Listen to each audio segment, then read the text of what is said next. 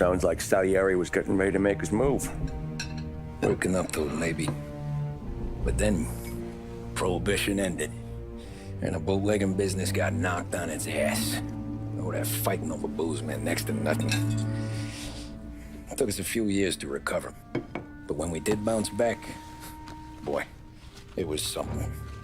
We took what dough we had from the moonshine and Canadian whiskey and invested it into new rackets. Some of them even legal. Construction, restaurants, trucking, gambling. We branched out into everything, except peddling dope. And by 35, things were looking up. We had good money rolling in on the regular. I had a wife and daughter. Sam was running a club for the Don. Even Paulie had a few rackets of his own. Wasn't exactly happy, but what do you call it then? Content. Yeah, that was it.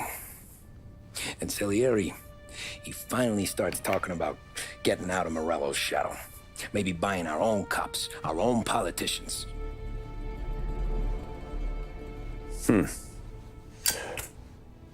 That's interesting.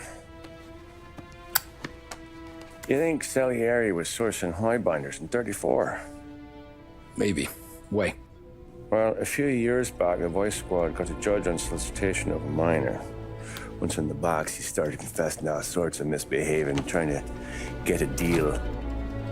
But he copped to taking kickbacks from Morello and your man Salieri. Playing them off one another, trying to goose the take. But once Morello found out, he threatened to bury the judge's kids on the beach. Still breathing, of course. Christ. That was the missing piece. How's that? Morello was always winding us up. But he never did anything that might start an all-out war.